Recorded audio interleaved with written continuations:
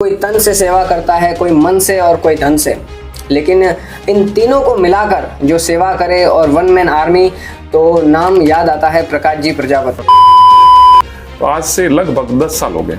10 साल पहले एक भिखारी की कोई फुटपाथ पे डेथ हुई थी। अच्छा। भिखारी की फुटपाथ पे डेथ हुई थी। तो नॉर्मली है कि जो लोग इकट्ठे होते तो मैं भी उस भीड़ का हिस्सा बना, बुलाया लोगों ने कि छोटा मोटा सेवा कार्य करते हैं, तो कि कुछ मुझे भी आवाज दी गई। या कोई भी लावारिस लाश मिलती है तो मैं कोशिश करूंगा कि उसका सम्मान पूर्वक मैं उसका अंतिम संस्कार करूँ। सिरोही में खूब सेवाभावी लोग हैं, खूब भामाशाह हैं, खूब अपने से हमसे मुझसे भी रखते हैं, अच्छा सपोर्ट भी मिलते हैं। लोगों के इस मनोबल बढ़ाने से, हौसला देने से या सहयोग का भरोसा भी दे देते हैं तो भी अपनी हिम्मत वैसे ही पड़ जाती है। कई लोगों ने जैसे मानी कोई डेड बॉडी छोड़ने गए वो ऑफर भी कर।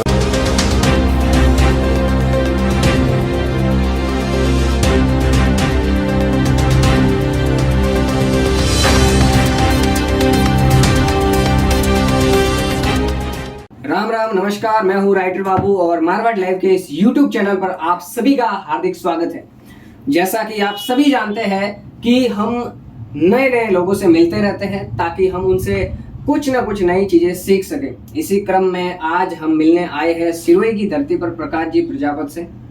और जब समाज सेवा की बात आती है तो पहले ही दफा जिनका नाम आता है अपनी जुबान पे तो उनका नाम आता है प्रकाश जी। और एक खास बात यह है कि कोई तन से सेवा करता है, कोई मन से और कोई धन से, लेकिन इन तीनों को मिलाकर जो सेवा करे और वन मैन आर्मी, तो नाम याद आता है प्रकाश जी प्रजापति। और उनसे आज मिलने आए हैं। क्या ऐसी खास बात है कि प्रकाश जी प्रजापति से मिलने आए हैं और उनसे हम क्या चीजें सीखने वाले हैं, तो मैं आपको बता दूं कि प्रकाश जी प्रजापति सिरोही के निवासी है, साथ ही साथ एक बिजनेस ओनर है, वेबटेक कंप्यूटर के ओनर है और कई बच्चों को कंप्यूटर शिक्षा से लाभान्वित भी करते रहते हैं। लेकिन साथ ही साथ इनकी एक अलग से मोक्ष वाहिनी और मोक्ष रथ जो गाड़ियां हैं वो चलती है, और जिससे आज तक सैकड़ों ऐसे लावारिस शव जिनका कोई सगा संबंधी नहीं होता है, उन शवों का दाह संस्कार भी करवा चुके हैं। तो चलिए प्रकाश जी से और मिलते हैं, उनसे मिलकर जानते हैं कि ये सारी चीजें वो कैसे कर पाते हैं और क्यों करते हैं। सबसे ज्यादा जरूरी जानना होता है कि वो सारी चीजें क्यों करते हैं और इस चीज के लिए वो सबसे पहले आगे क्यों आते हैं। नमस्कार प्रकाश जी भाई साहब, राम राम, और बहुत बहुत धन्यवाद कि आपने समय निकाला इतने बिजी शेड्यूल में से हमारे लिए। सबसे पहला सवाल ये जहन में आता है कि आप अभी तक हम देखते रहते हैं कई मीडिया चैनल्स पे आपकी कवरेजेस है और कई सालों से आप सेवा में लगे हुए हैं। ये यात्रा शुरू कैसे हुई? मोक्ष वाहिनी की जब बात आती है कि मोक्ष रथ सिरोही में चल रहा है या समाज सेवक प्रकाश जी है, तो ये यात्रा कैसे शुरू हुई? कौन सी ऐसी तारीख या कह सकते हैं कौन सा ऐसा दिन था जब से आपके दिमाग में एक क्लिक हुआ कि नहीं, हाँ मुझे इस क्षेत्र में आगे जाना है? देखिए, जीवन में हर व्यक्ति किसी न किसी की हमेशा सेवा करता है, भले वो परिवार में करता हो, माँ बाप की करता हो, भाई बहन की करता हो, या किसी भी अननोन व्यक्ति की भी करता है। ठीक है, हर व्यक्ति अपने स्तर पे सब सेवा करता है। भले कोई व्यक्ति घर के बाहर किसी कुत्ते को रोटी दी हो, गाय को चारा खिलाया हो, या भले भिखारी को जो कुछ भी दिया, वो सब सेवा ही है। अपने आप में सब अलग अलग करते हैं। मैं भी जब छोटा था, मानिए स्कूल लाइफ के अंदर, तो जो हमसे सीनियर लोग थे, बड़े बड़े लोग थे, जो सब लोग हॉस्पिटल्स में कोई सेवा करते हैं, उनको देखते तो हम भी उनको देख देख के एक मन में होता था कि ये अच्छा कार्य देखने। उस समय जस्ट देखते थे क्योंकि इतने अपने आप में सक्षम नहीं थे या इतना भी ज्ञान नहीं था, देखते थे कि अच्छा काम करे, ये करे, तो अपने मन में भी होता था। और पिछले लगभग मानिए कि जब से स्कूल लाइफ जी अपन कॉलेज में आए तब से लगा थोड़ा हम कहीं न कहीं सब सीनियर को देख के छोटी मोटी सेवा कार्य में जुड़े रहते थे। हमारे जैसे सबसे पहले मैं लियो क्लब में जुड़ा था, जो लॉयंस क्लब इंटरनेशनल का एक पार्ट है जी। लियो क्लब में रहे, उसके बाद लॉयंस में भी आए। तो ये अलग अलग संस्थाओं के माध्यम से जुड़ के जो भी समाज सेवी संगठन है, लियो हो, लॉयंस हो या रोटरी से भी जुड़े हम, तो ये सारा करने के बाद छोटे छोटे सेवा कार्य तो करते ही थे और देखते थे साथ में ग्रुप में किसी के साथ भी अलग अलग ब्लड डोनेशंस हुआ वो भी करते थे। किसी के सबसे पहले जो ब्लड डोनेशंस का था, अभी तो क्या अभी ये मोबाइल का टेक्नोलॉजी आ गई है तो व्हाट्सएप के माध्यम से मोबाइल ग्रुप भी अरेंज हो जाते। काफ़ी लोग एक्टिव हैं जी। समाज सेवा का कार्य करते, लोगों के लिए ब्लड की व्यवस्था वगैरह सारी कर लेते हैं। लेकिन जब हम पहले देखते थे तब लोग इधर उधर जाना पड़ता था। जब हमने भी पहले शुरू किया लगभग 20-25 साल पहले, जी जब स्कूल लाइफ की बात कर रहे हैं, तब भी जब किसी को ब्लड की जरूरत होती थी तो कैंपों के माध्यम से साइकिल लेके घर घर जाते थे। उसमें मोबाइल की सुविधा इतनी नहीं हुआ करती थी। जब स्कूल लाइफ की बात बताएं तो साइकिल पे मालूम पड़ता था कि एक लिस्ट हुआ करती थी, मालूम करके कि इसके एक है तो ए वाले के 10 घरों पे साइकिल लेके या बाइक के किसी की लेके उसके साथ में जाके उस एक एक घर पे जाके पूछना पड़ता था। अच्छा। कि भाई ये ग्रुप है, बी है, तो कई लोग तैयार होते थे, नहीं होते थे तो उस समय हाथाजोड़ी करके लाया करते थे और दूसरे लोग भी ऐसा ही करते थे, हम जैसे उनको देख के ऐसा सीखे थे। जी। अब टेक्नोलॉजी बढ़ गई है तो ये लोग भी जागरूक हो गए, तो ये चीज जो ज्यादा लोग सेवा से जुड़ गए, हर ग्रुप बन गए, तो ये कार्य भी होता है। ये हर ब्लड कैंप है वगैरह, ये है सारे है, विकलांग कैंप है, क्लबों के माध्यम से साथ में जुड़ के करते थे। अब रही बात आपने जो पूछा कि ये मोक्ष जो डेथ बॉडी का फ्यूनरल का कार्य है, मोक्ष रथ का माध्यम हो या भले जो भी हो, ये क्या सब करते हैं, सबको अलग अलग अपने अपने तरीके से कार्य करते हैं, हम भी करते हैं। तो इच्छा होती है कि जो जीवन में आए तो कुछ न कुछ अपन करें, अपना खुद का काम करने के साथ साथ वो भी करें। तो आज से लगभग 10 साल हो गए। 10 साल पहले भिखारी की कोई फुटपाथ पे डेथ हुई थी। अच्छा। भिखारी की फुटपाथ पे डेथ हुई थी, तो नॉर्मली है कि जो लोग इकट्ठे होते, तो मैं भी उस भीड़ का हिस्सा बना, बुलाया लोगों ने कि छोटा मोटा सेवा कार्य करते हैं, तो कि कुछ मुझे भी आवाज दी गई या किसी ने बुलाया, तो मैं भी वहां पहुंचा तो देखा कि भाई भिखारी की फुटपाथ पे डेथ हो रखी है। तो उसको कैसे होता, तो मैंने पूछा कि भाई लावारिस है, उसका कोई नहीं था, जी। तो इसको जनरली कैसे ले जाया जाता है। जी। तो दूसरों ने कहा कि तो वो का माध्यम नगर पालिका में कॉल किया, तो नगर पालिका से नॉर्मली चीज है कि वो भी अपना कार्य करती है, जो प्रशासन भी अपना कार्य करता है, हर जगह होता है। तो मैंने एक प्रोसेस देखा था कि वहां से आया तो एक वहां से ट्रैक्टर भिजवाया गया था उस समय, लगभग 10 साल हो गए उस बात को। ट्रैक्टर आया उस बॉडी को ले जाने के लिए, तो ट्रैक्टर आया तो मैंने देखा कि चलो वो मैंने उस समय देख रहा था, फिर मैंने देखा उस समय वो जो ट्रैक्टर था वो जो कचरा ले जाते थे वही था। अच्छा। कचरा, बट उसमें कचरा जो भी कचरा लेके उस समय संसाधन नहीं थे ना, साधन नहीं थे तो क्या करे। हर व्यक्ति, आप पे भी एक्सीडेंट हो गया कि एम्बुलेंस नहीं आएगी तो क्या करेंगे, आप बाइक पे ले जाएंगे, खुद की गाड़ी में ले जाएंगे, जो भी बनता है तो जो भी नगर पालिका के पास साधन था वो उसमें ट्रैक्टर आया था। तो उसमें नॉर्मली है कि वो एक कचरा उठाने वाले, उसमें कचरा नहीं था, लेकिन मैंने देखा फिर भी एक इंसान की लाश जा रही, तो उसको उनको बोल के कर्मचारियों ने भी बिल्कुल आराम से उसको सुना। मैंने कहा इसको आप वॉश कर दीजिए, तो वो हेडपंप पे ले जाके उस ट्रैक्टर ट्रॉली को धुलवाया। फिर उसमें मैंने कहा देखा मेरे को तो प्रोसेस मालूम नहीं है। फिर उसको नॉर्मली उन्होंने जो उनके प्रोसेस है उसके तहत उन्होंने बॉडी को लेके गए और मैं भी पीछे पीछे गया। पीछे जाने के बाद मैं देखा तो वहाँ पे वो बॉडी को रखाने जो फ्यूनरल कर दिया गया। उस समय मेरे मन में आया कि मैंने कहा ऐसी कोई व्यवस्था नहीं है शहर में, या एक ये भी लावारिस था उस समय, डेथ तो हो गई। जनरली किसी की डेथ होती है तो क्या होता है कि उसके घर वाले हो या दोस्त यार लोग आते हैं, पूर्ण सम्मान के साथ उसको, मैंने उस दिन देखा वो लावारिस का तो सम्मान कोई हुआ ही नहीं। उसमें डेथ हुई है उस समय तो वो एक भिखारी है जी, ठीक है, या लावारिस है, लेकिन ये भी किसी का बेटा होगा, भले उसके माँ बाप जीवित है नहीं है, भाई बहन है, वो भगवान जाने बिछड़ गया हो या घर से रूठ के आ गया, आज उसकी कंडीशन है जो भिखारी की तरह थी फुटपाथ पे। लेकिन वो भी भिखारी हो या पैसे वाला हो, दुनिया से कोई भी जाता है तो उसको भी सम्मान से जाने का, भले जीवन उसने कैसा भी जिया हो, मरने के बाद तो बॉडी है, उसका नाम वाम सब खत्म हो जाता है। तो उसमें सोचा कि भाई ये भी जाए तो दुनिया से जाए तो ये सम्मान से जाए। उस दिन मैंने मेरे दिमाग में धारण किया कि आज के बाद अगर सिरे में कोई भी लावारिस मरता है या किसी के परिवार वाले नहीं आते, कई लोग ऐसे भी होते जो बार नहीं आते हैं, कहीं छोड़ देते हैं, तो कोई भी लावारिस लाश मिलती है तो मैं कोशिश करूँगा कि उसका सम्मान पूर्वक मैं उसका अंतिम संस्कार करूँ। उस समय से लगा करके आज तक लगभग 10 साल क्रॉस हो गए हैं। तो उस समय से भगवान के आशीर्वाद से, अल्लाह ईश्वर के कृपा से या सहयोग से, आशीर्वाद से जैसा करवाता है ईश्वर अल्लाह, अपन अपना कर्म करते हैं। उस समय से जितने भी सिरोही के आसपास क्षेत्र में प्रशासन के द्वारा कोई भी लावारिस लाश घोषित की जाती है या जिसके दूर दराज वाले परिवारजन नहीं आते हैं, कईयों पे ठुकराया हुआ भी होता है परिवार से, तो कोशिश करता हूँ कि उसके विधि विधान से जितना भी मुझसे होता है उसके अंतिम संस्कार का क्रियाक्रम का प्रक्रिया करके उसको, मैं तो हुई, मेरे अलावा जो भी मिलता है, 1 मिले 2 मिले, जो भी उसमें 4 लोगों से या कंधा दिलवा के उसकी शव यात्रा निकाल के उसका विधि विधान से दाह संस्कार करवाने का प्रयास करता हूँ। तब से कार्य जारी है। बिल्कुल, ये है। उस समय जब वो सोचा तो फिर वो उस समय संसाधन भी आगे पे क्लब के माध्यम से मोक्ष वाहिनी, फिर मोक्ष रथ भी है, दोनों चलते हैं और अपना कार्य करते रहते हैं। बिल्कुल। अब ये एक मन में सवाल आ जाता है कि ये सारी चीजें जैसे आप कर रहे हैं पिछले 10 साल से, तो अभी तक कितने लावारिस शवों का जो है दाह संस्कार आप करवा चुके हैं? देखिए, ये 10 साल पहले दशहरे के दिन से शुरुआत हुई थी।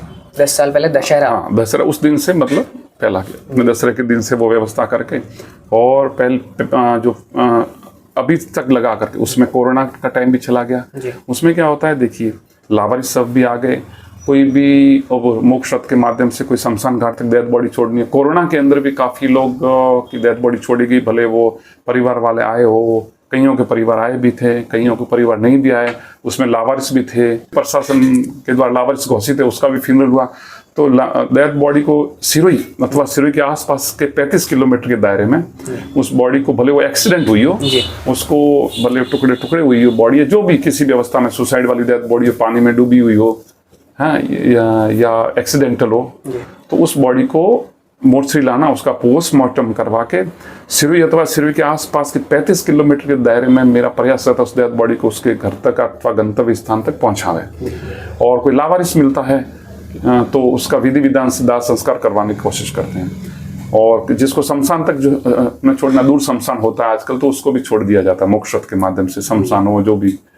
और प्लस कोरोना के अंदर भी काफी थे, वो तो एक हाहाकार रूप था, उसके बारे में तो भी डिटेल में बताएंगे जी। तो इन सबको मिला के अभी तक 10 सालों के अंदर 1100 डेथ बॉडीज हो गई है। 1100 जो आपने अपने मोक्ष रथ से, मोक्ष वाहिनी से, जस्ट आपका कॉल आया तो उससे पहले मैं एक डेथ बॉडी छोड़ के आ रहा था, मतलब 1100 डेथ बॉडी क्रॉस हो गई है। वो जो डायरी में लिखा होता है, जब याद आता है तो नोट करते रहते हैं जी। तो अब जैसे ये सारी जब चीजें करते हैं तो इसमें आपको कहीं से सपोर्ट मिलता है, आपकी कोई टीम है या कैसे? मतलब मैं तो यहाँ तक जानता हूँ कि आप वन मैन आर्मी है, कि आप अकेले ही करते हैं। नहीं, ऐसा नहीं। देखो, सब लोगों का सहयोग है।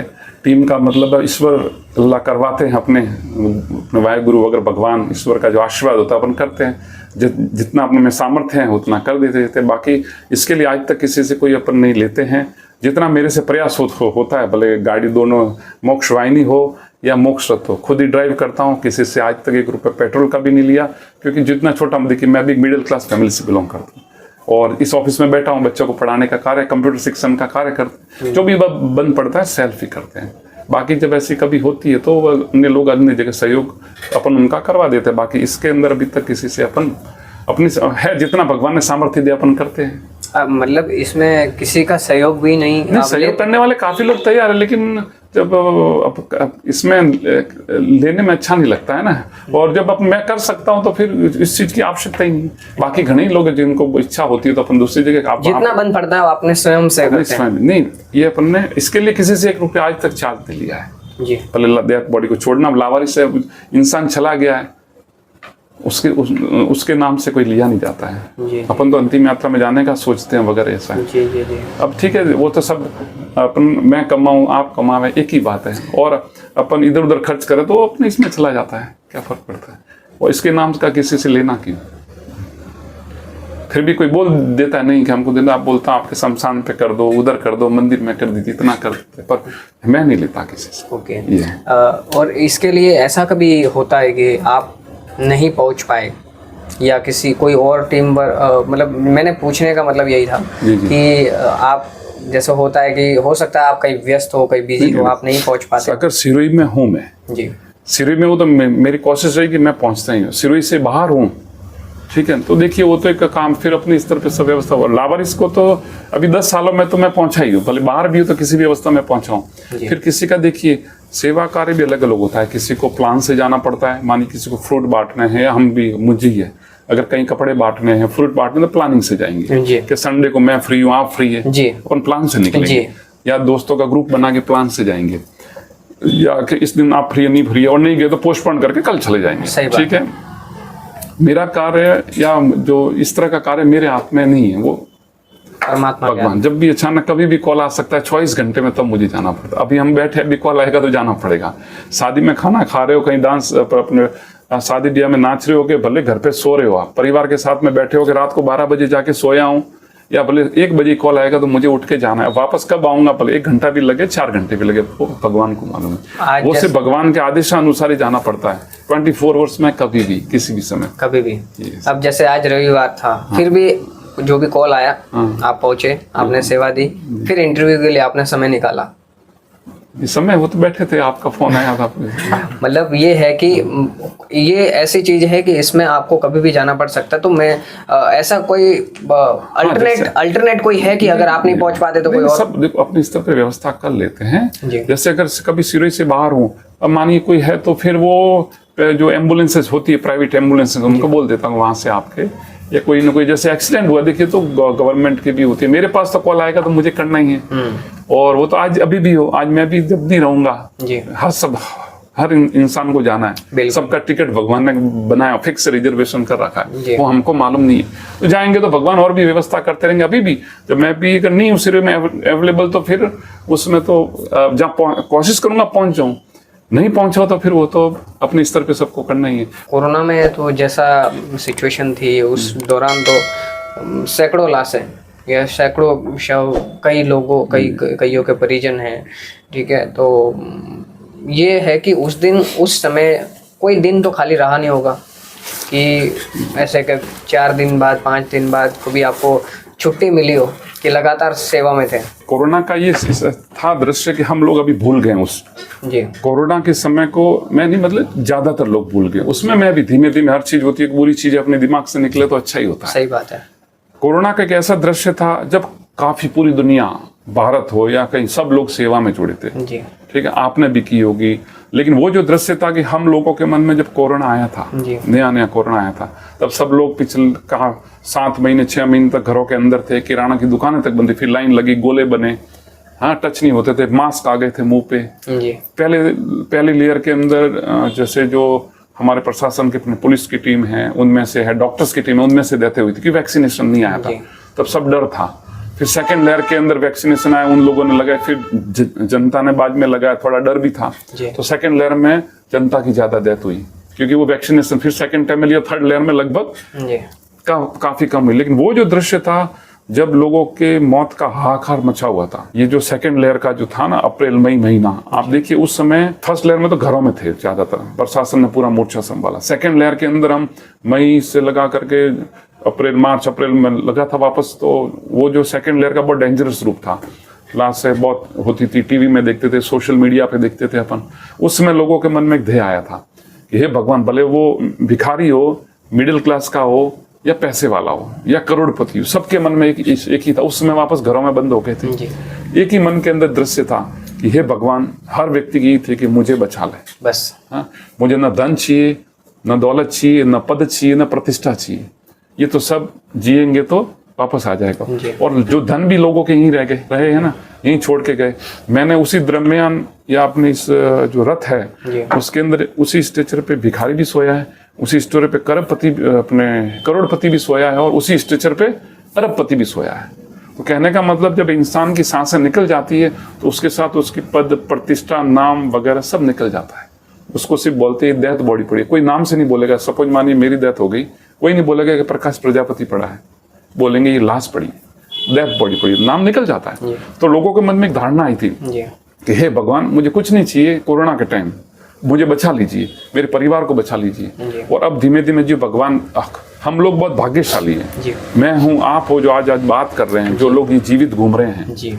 उस समय जो लोग हमारे साथी थे, कई लोग थे जो अनएक्सपेक्टेड चले गए, तो उनका इतना ही लिखा था भगवान। हम लोग भाग्यशाली है। लेकिन अब जिन लोगों ने सोचा था कि हमें बचा लेंगे, भगवान हमें बचा लीजिए, एक प्रार्थना थी ना। हाँ।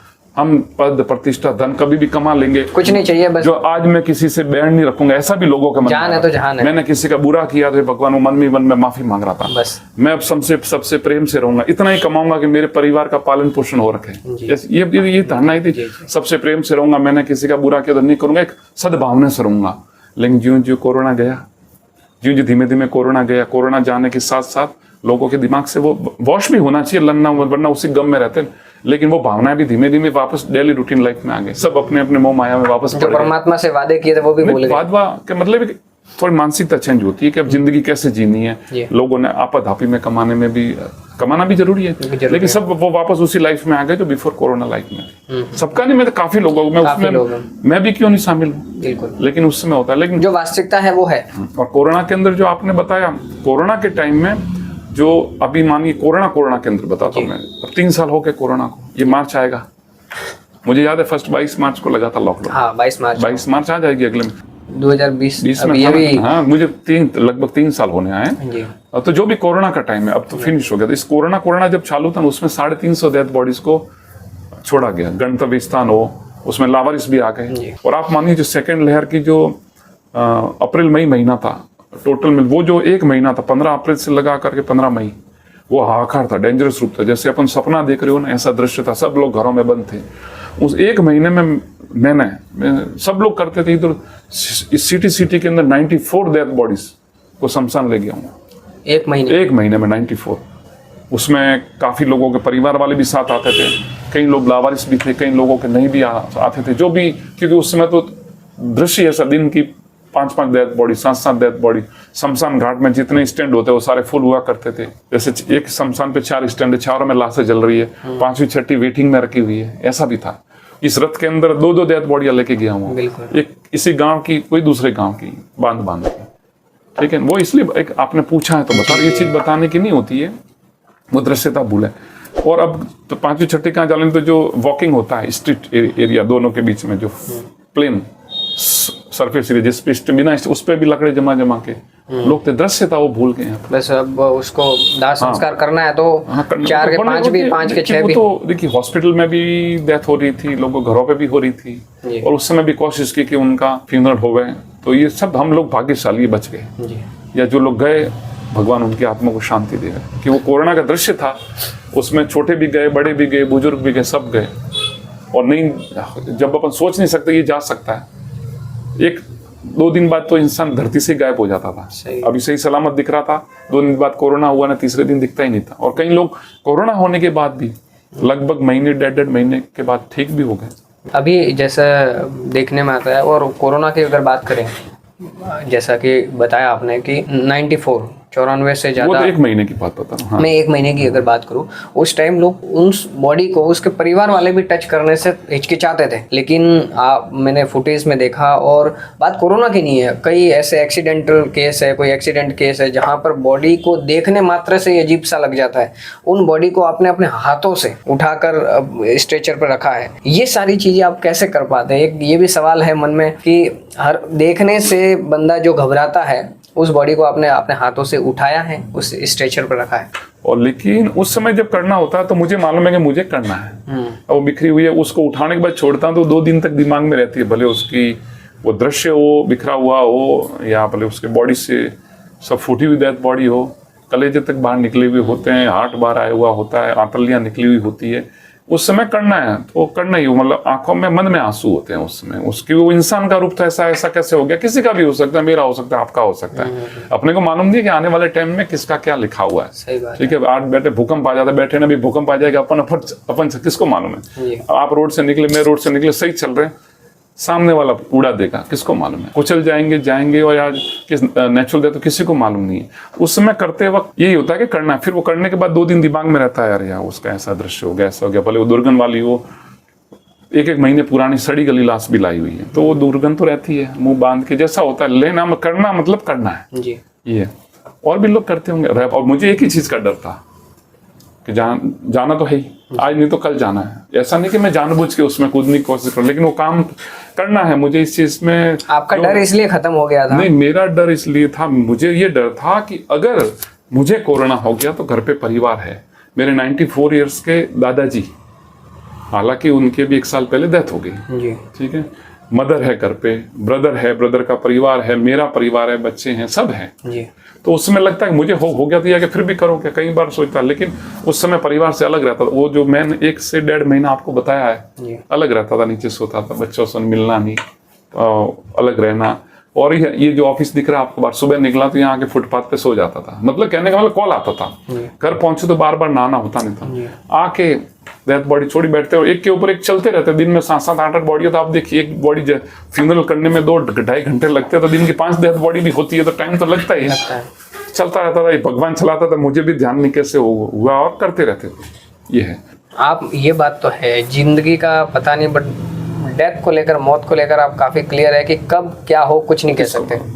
देखिए सर कि अभी तक आपने कई शवों को का दाह संस्कार किया, आपने कई मौतें देखी है, एक तरह से ये कह सकते हैं कई लोगों को आपने जाते हुए देखा है, उनका अंतिम संस्कार किया है।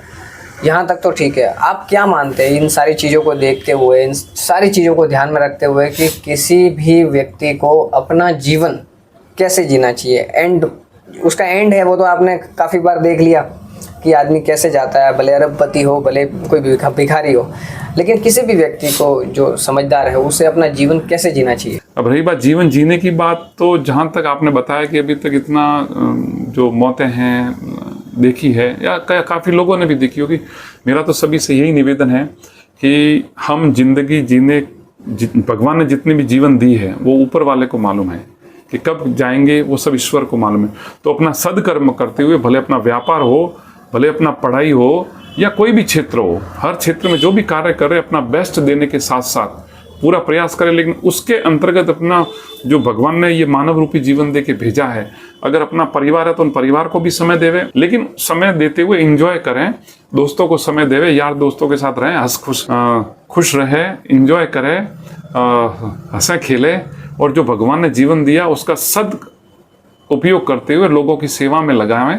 और जितना हो सकता है, ऐसा नहीं कि अपना कुछ बहुत सारा नुकसान करके करें, जो जितना हो सकता है उतना जीवन जिए, परिवार दोस्तों के साथ समय देते हुए, ताकि जाते वक्त या अचानक जावे तो बाद में दूसरों को या हमें ये नहीं लगे कि हमने अपना समय तो चला दिया, या इस दुनियादारी की आपाधापी के चक्कर में पूरा समय ही व्यर्थ हो गया। तो खुश रहें, बिना किसी से द्वेष भावना रखें, सब लोग आगे बढ़े, अपने प्रयास करें, सबका भला हो, सुख संपदा से सब लोग परिपूर्ण रहें। Wish you all the best, सब लोग सुख रहे, प्रेम से रहे, स्नेह से रहें, और सब लोगों के लिए बहुत बहुत धन्यवाद, और जीवन जिए, सुखी रहें।